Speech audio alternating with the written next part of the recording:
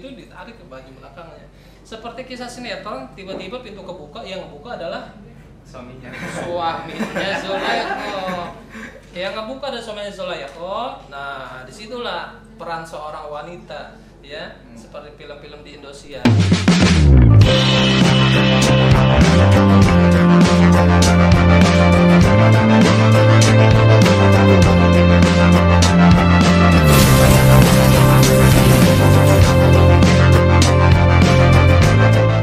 Alhamdulillah wassalatu wassalam ala rasulillah amma ba'd. Welcome back di channel Abinya Aiko. Mudah-mudahan kajian materi hari ini mendapatkan manfaat dan keberkahan serta terus mengalirkan amal jariah. Amin ya rabbal alamin. Untuk hari ini kita akan membahas mengenai iman kepada Nabi dan Rasul, yakni kita tentang Nabi Yusuf alaihi salam. Apa yang kalian ketahui tentang Nabi Yusuf? Nabi Yusuf itu katanya nabi yang tampan ya Pak, wajahnya tuh berseri-seri. Iya. Sampai dia pun sampai orang yang ngelihat dia tuh apa namanya, permaisuri ya, ada yang lagi motong, Bukan dayang-dayang. apa itu? Jadi begini kisahnya, kita meluruskan dari orang yang mungkin gagal paham atau sama sekali belum paham tentang kisah Nabi Yusuf. Dalam surah Yusuf, ya, Al-Quran itu 114 surat, semuanya tentang kisah-kisah, ya, bukan semuanya, ada menceritakan tentang kisah-kisah dan ada tentang hukum segala macam. Ya, satu surah menceritakan tentang kisah Nabi Yusuf dari awal sampai akhir. Satu surat. Satu surah itu dari satu ayat pertama sampai ayat terakhir itu semua menceritakan tentang kisah Nabi Yusuf. Nah, yang tadi diceritakan sampai terpotong-potong, teriris-iris karena melihat ketampanan Nabi Yusuf. Di hari awal kita kisahkan dari masa kecilnya Nabi Yusuf. Nabi Yusuf ini karena dari 11 saudaranya, ya, yang paling dicintain adalah Nabi Yusuf. Nabi Yusuf karena ayahnya tahu bahwasannya di antara semua anaknya yang 12 yang menjadi nabi adalah Nabi Yusuf. Nabi Yusuf. Karena Nabi Yusuf ini berkata kepada ayahnya, "Ya abati, inni ra'aitu ahada asyara kaukaba wa syamsa wal qamara ra'aituhum li sajidin." Dia berkata kepada ayahnya, "Ayah, aku semalam bermimpi. Inni ra'aitu ahada asyara kaukaba. Aku melihat ada 11 bintang. Wa syamsa, matahari, wal qamara, dan bulan, ra'aituhum li sajidin, mereka semuanya tunduk kepadaku." Sujud ya Pak. Nah, dari mimpi itu Nabi Yakub, ayahnya Nabi Yusuf, itu sudah berkata, ini anakku seorang nabi nih. Nah, jadi ciri-ciri ya Pak. Ciri-ciri kenabian. Iya, Sudah ada ciri-ciri kenabian. Nah, dari situlah 11 saudaranya, bukan 11, 10. Jadi bukan 12 itu termasuk Nabi Yusuf. Yang 10 beda ibu. Iya. Nah, Nabi Yusuf ini punya adik namanya Bunyamin, itu satu bapak satu ibu. Kalau yang 10 orang itu satu bapak beda ibu. Jadi Nabi Yakub itu ayahnya Nabi Yusuf punya istri ada dua. Ada 2.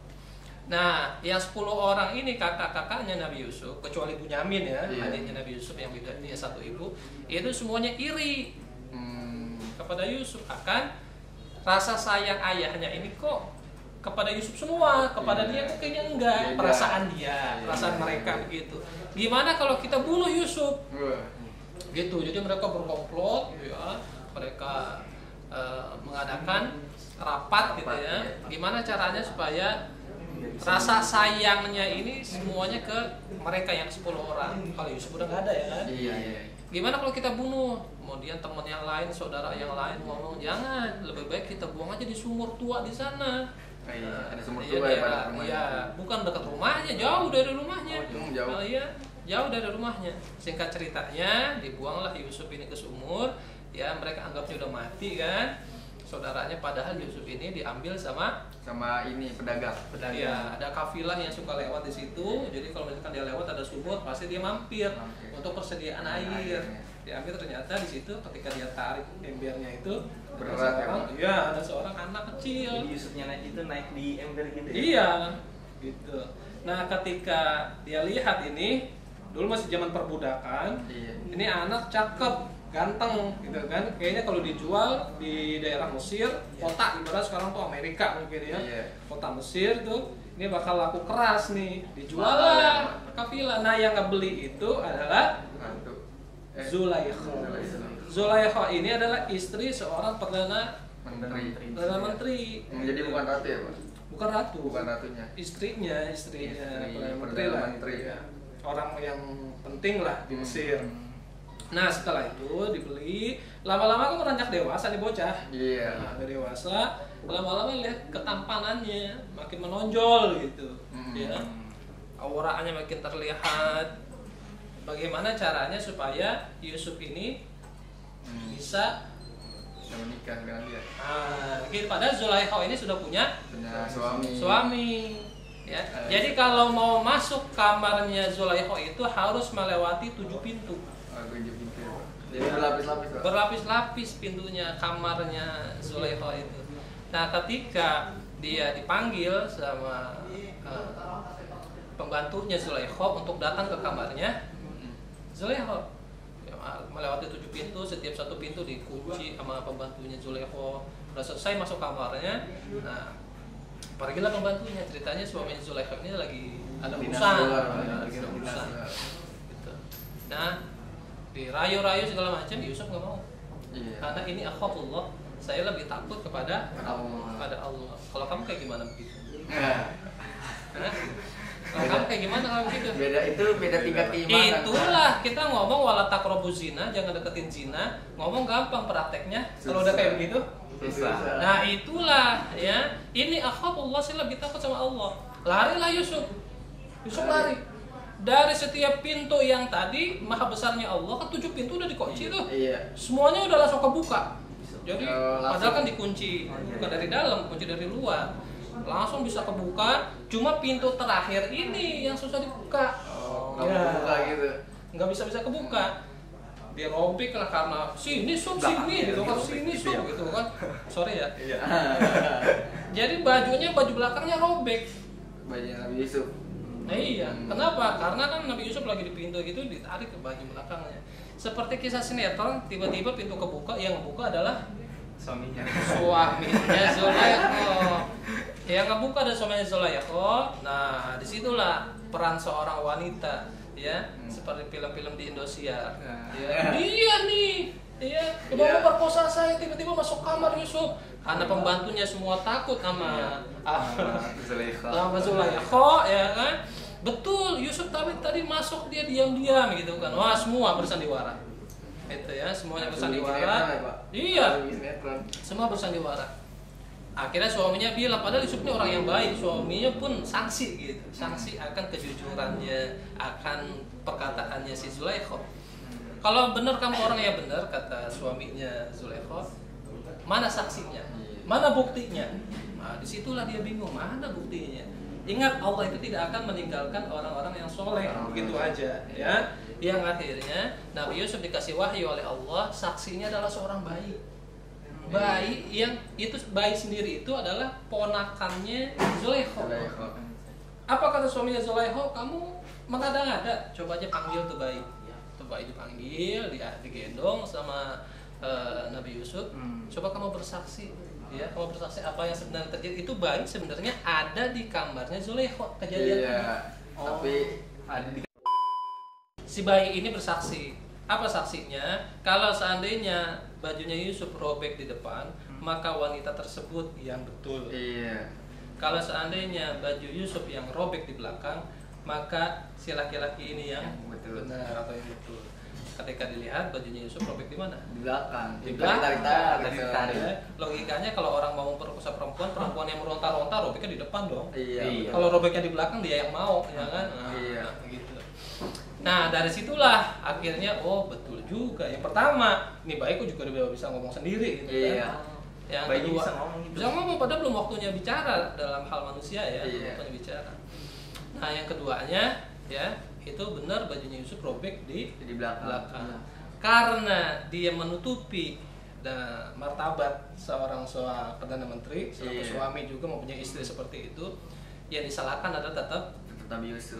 Karena memang doanya Nabi Yusuf, ini ahabu minasijin, aku lebih baik masuk penjara daripada Iya. kehidupan yang seperti ini gitu. Hmm. Perlakuan selalu dirayu sama Siti Zulaikha segala macam. Dimasukkanlah Nabi Yusuf ini ke dalam penjara. Nah, di dalam penjara inilah ya akhirnya banyak omongan-omongan di luar sana, perempuan-perempuan gosip nih bahwasanya Zulaikha ini mau memperkosa seorang laki-laki. Si para perempuan ini belum pernah melihat Yusuf bagaimana. Iya, Akhirnya diundanglah perempuan-perempuan ini. Perempuan-perempuan semuanya diundang, dijamu sama Siti Zulaikha, dikasih buah, ya, buah apel ada yang mengatakan, kemudian dikasih pisau, disuruh untuk ngupas. Nah, Yusuf dipanggil dari penjara, ditampakin nih ceritanya. Iya. Nah, ditampakin, nih rupanya Yusuf nih, lu kan ngomong doang, Iya. lu kenal Yusuf, kan? Nah ini lihat nih. Nah, ketika dilihat sama para perempuan yang dijamu sama Zulaikha, yang tadi disuruh pada ngupas apa? Apel, ya, tiba-tiba melihat Yusuf, Malah jarinya yang ah, falamma ra'ainahu akbarnahu wa qatta'na aydiyahunna wa qulna hasya lillahi ma hadza basyaru in hadza illa malakun karim. Itu bisa dipakai buat pelet itu katanya. Itu ayat itu. Bagi buat pelet. Iya. Laksanakan. Nah, yang artinya ketika semua perempuan melihat Yusuf akbarnahu, mereka membesar-besarkan, masya Allah, subhanallah. Wa qata'na aydiyahunna, tiba-tiba tangannya teriris-iris. Wa qata'na itu bukan sekali ya. Wa qata'na itu dalam artian berarti kan teriris-iris. Iya, damai, Pak. Iya.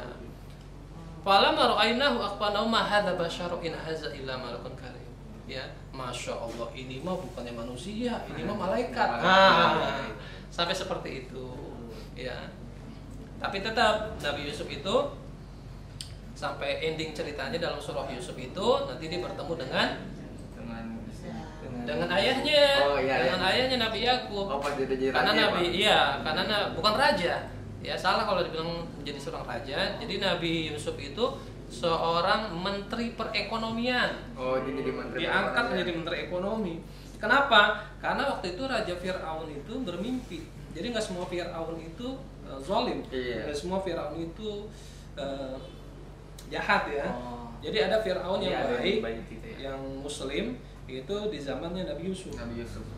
Bahwasanya dia bermimpi 7 sapi yang gemuk dimakan sama 7 sapi yang kurus. Oh, siapa yang kurus? Nah, itu maksudnya apa? Salah satu mukjizat Nabi Yusuf adalah bisa mentakwil mimpi. Maksudnya apa? 7 tahun Mesir, 7 tahun kita akan mengalami yang namanya panen yang berlimpah.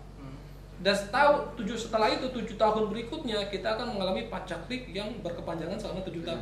Makanya selama 7 tahun ini kita jaga panen yang berlimpah di gudang. Makanya yang namanya padi itu ya nggak boleh taruh di bawah, itu dari ilmunya Nabi Yusuf, harus digantung. Oh. Nah, itu dari ilmunya Nabi Yusuf. Baru tahu. Dari situlah akhirnya Nabi Yusuf diangkat menjadi menteri ekonomi. Dan dari 7 tahun pacaklik itulah nanti kakak-kakaknya Nabi Yusuf yang dulu membuang dia ke sumur datang untuk minta bantuan. Dan dia belum mengenal si Yusuf itu. Jadi menteri ekonomi. Jadi menteri ekonomi. Itulah bagi orang yang bersabar atas ujian Allah. Di penjara nggak sebentar, lama itu. Iya, lama. Nabi Yusuf penjara lama. Nah, itulah singkat cerita ya, pembahasan kita mengenai kisah Nabi Yusuf alaihissalam. Mungkin itu aja yang dapat kita bahas ya pada kesempatan kali ini. Kita pamit, kurang lebihnya mohon maaf. Assalamualaikum warahmatullahi wabarakatuh.